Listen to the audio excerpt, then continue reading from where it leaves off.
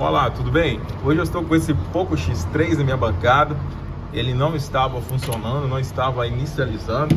Eu vou mostrar para vocês hoje na prática como que eu resolvi esse problema. Estava com um problema na placa, já tinha passado por algumas assistências técnicas e não conseguiram encontrar a solução para o problema.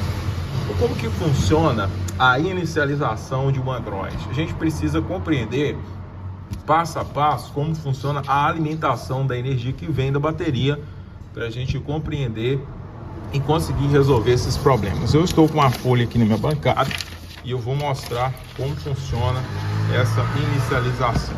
Vou focar nela que vai ficar melhor para exemplificar. Então, o primeiro passo, a gente tem a bateria. A bateria é a alimentação. A bateria ela tem um pino GND, que é um pino de aterramento, e tem também um outro pino que vai ser conectado a uma trilha que vai ser ligado no conector da bateria.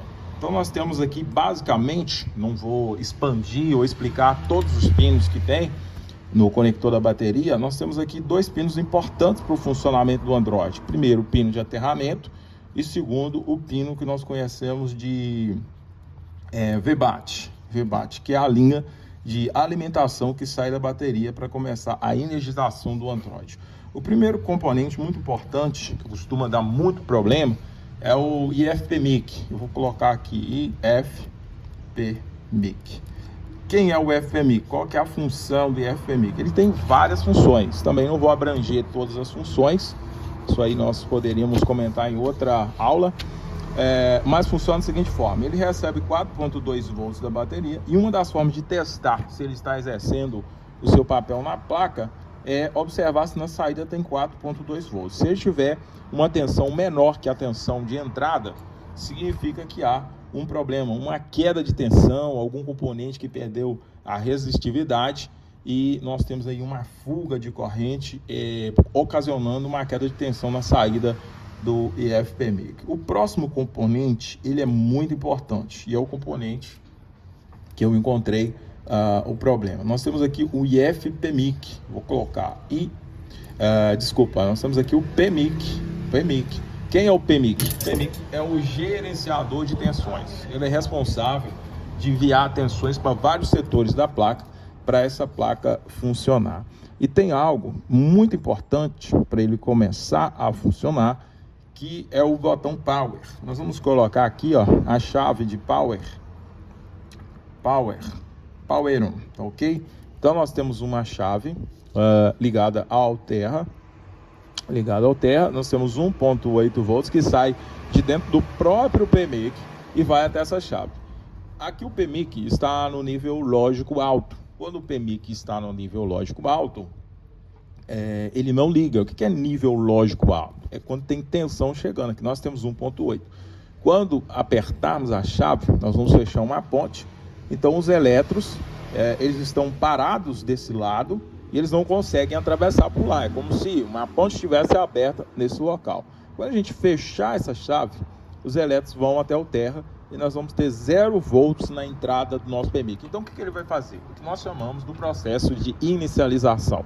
Ele vai liberar as tensões que nós chamamos primeiro de tensão book. Essa tensão, ela vai alimentar diversos setores importantes para o funcionamento da placa. Por exemplo, processador, vou colocar só processador.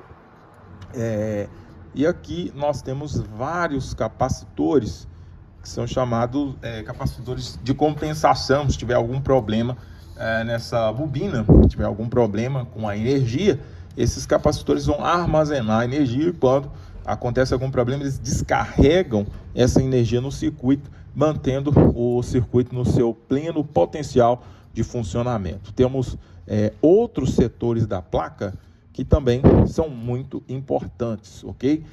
Eu estou desenhando aqui um capacitor, gente, mas se a gente for contar na prática, são mais de 1000 capacitores que vão compor essa parte. Então, se um capacitor desse entrar em curto, o Android não vai inicializar, ele não vai funcionar.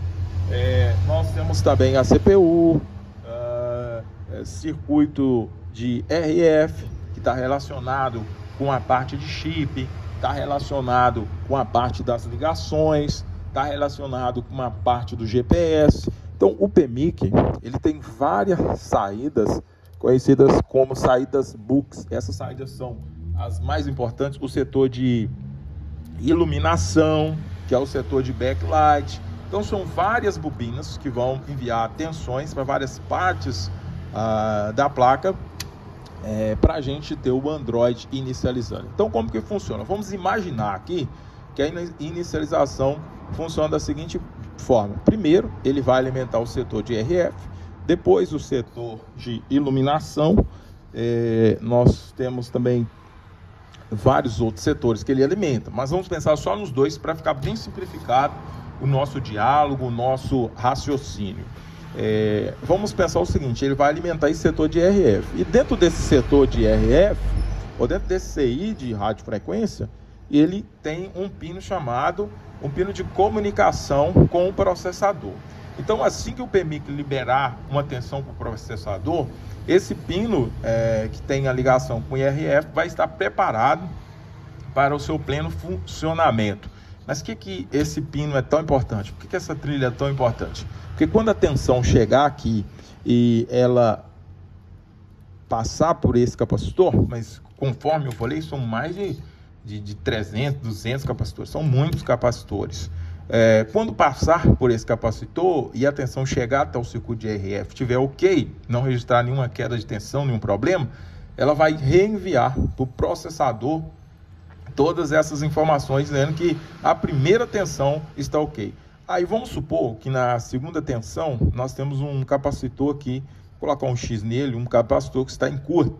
Quando ela for fazer a alimentação desse CI, ela vai informar para o nosso processador, através de um pino, vai informar uma trilha que há um problema de queda de tensão, alteração de resistência, algum sistema aqui que está em curto. Então, o que o processador vai fazer? Ele vai reiniciar o telefone, ele vai reiniciar para tentar corrigir esse problema via software.